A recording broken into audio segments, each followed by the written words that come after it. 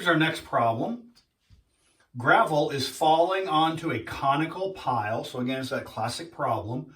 Gravel falling onto a conical pile. We're given the volume of a cone such that the radius is increasing at 3 meters per minute. The height is increasing at 2 meters per minute. Find how fast the volume of the pile is increasing when the volume is 48 pi cubic meters and the radius is 12 meters.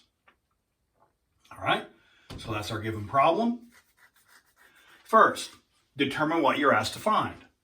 So as we read through the problem, well, here's the verb, find. That should be pretty somewhere in the neighborhood here. Find how fast the volume of the pile is increasing. We're not asked to find the volume. We're asked to find the rate of change of volume. We're asked to find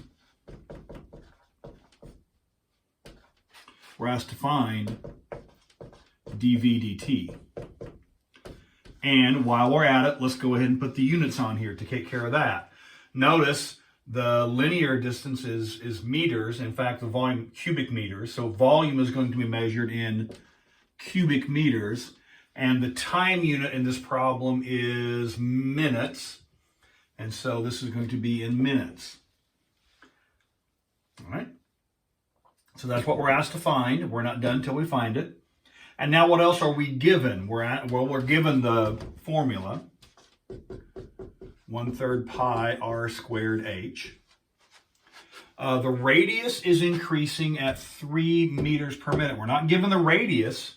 We're given the rate of change of radius. And anytime we're given units per time, that's a rate of change. So we're given dr dt. dr dt is given to be 3. We have our units accounted for. We don't need to write them here.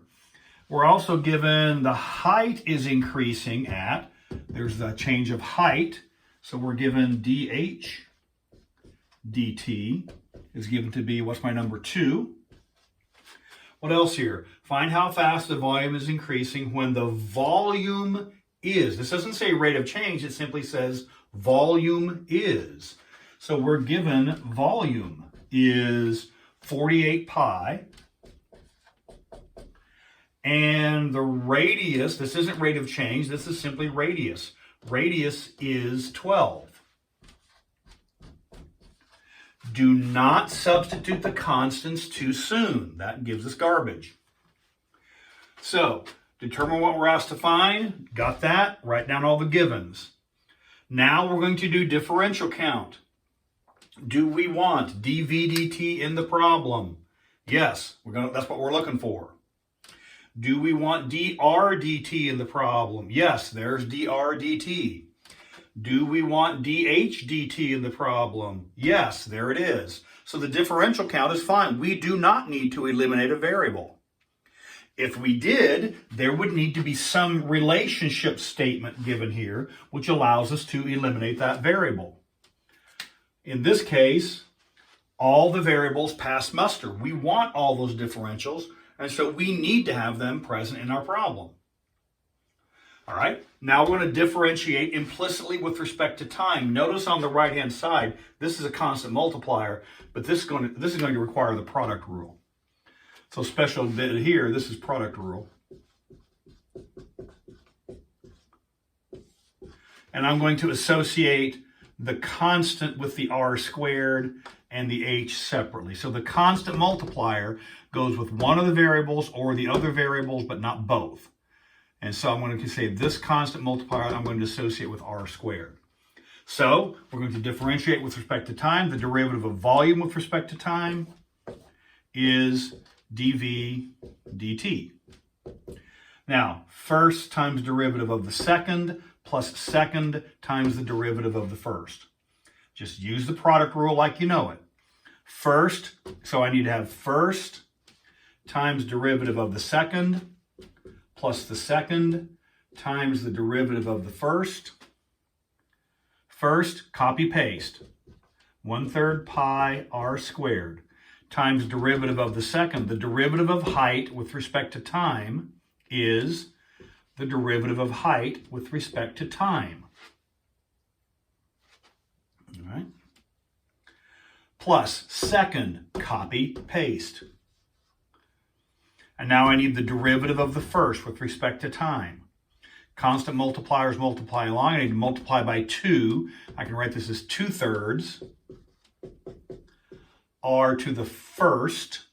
So I'm going to eliminate my 1 exponent. But I need to multiply by the derivative of that variable. Because this is implicitly with respect to time, I need the dr dt in the problem.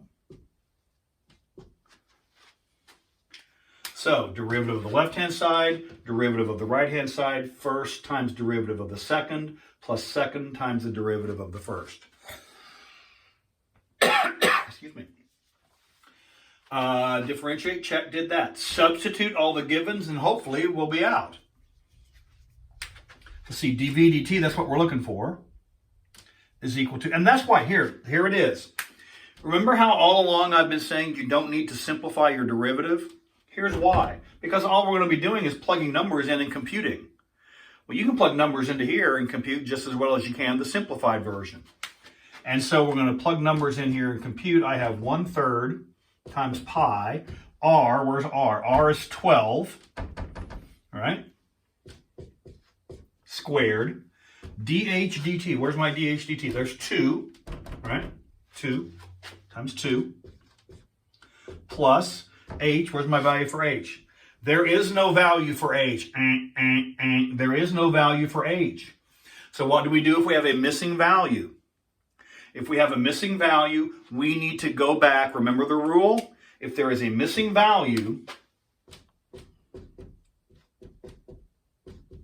we need to go back before the derivative to find it.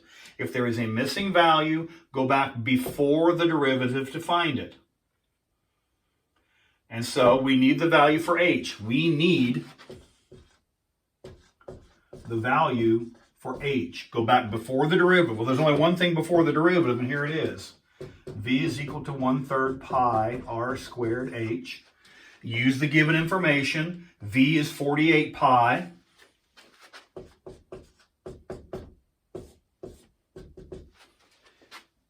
Is equal to 1/3 pi 12 squared. Here it is. 1/3 pi times 12 squared times h. I need to find the value for h, right? That's what we're looking for. Find h. We need h. So go back before the derivative, plug in the given values, and find h. The sequencing is absolutely pivotal. You do not substitute these in before the derivative because we need all these differentials. But now once we're substituting in, if you need a variable value, go back before the derivative. Go back before the derivative, and we'll be able to find this here. This is 48 pi is equal to 1/3 times pi times 144 times h. Well, 3 goes into 140 or 144 48 times, right? 3 into 144 is 48. And so this gives us 48 pi is equal to 1/3 times 144 is 48 pi times h. Well, that tells me what h is.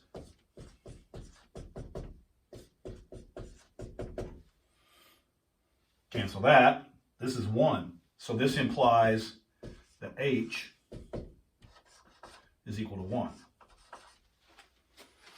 Why do we need that? Because we need to know numbers sticking in this spot right here. So h is 1. Come back in. And now we proceed merrily along our little way. Because this is 2/3 pi. What was my value for r? R is given somewhere to be 12. And r, dr dt, where's dr dt is 3. That's given to be 3. And so the rest of this is now, this is 110%, this is 100%. Compute. You do not need to get a calculator. You do not need to use pi. All we need to do is express this in terms of pi. So this is 144. And 1/3 of 144 we've already done is 48. And 48 times 2 This is 96 pi. Now you can get that from a calculator or you can get that from computing it yourself. But this piece is 96 pi plus this piece is the 3's cancel. 2 times 12 is 24. So that's plus 24 pi. So I need 96 pi plus 24 pi. I'm guessing that's going to be a number, isn't it? That's going to be 120 pi. 4 and 6 makes 10 and carry the 1. That's 10 and 2 makes 12. So 120 pi is the value we're looking for. I think if you keep your wits about you and follow the procedure, you should be able to get through these without too much of a hassle. The key is differential count before the derivative. That makes sure you have all the differentials in line. And then do not compute the constants too soon. And then when you're substituting, if you need a variable value, go back before the derivative to find it. That covers through essentially any scenario that you're going to encounter for these kinds of problems. So there's that, and then what we'll do is we'll work through several more of the classic varieties over the course of the next couple videos.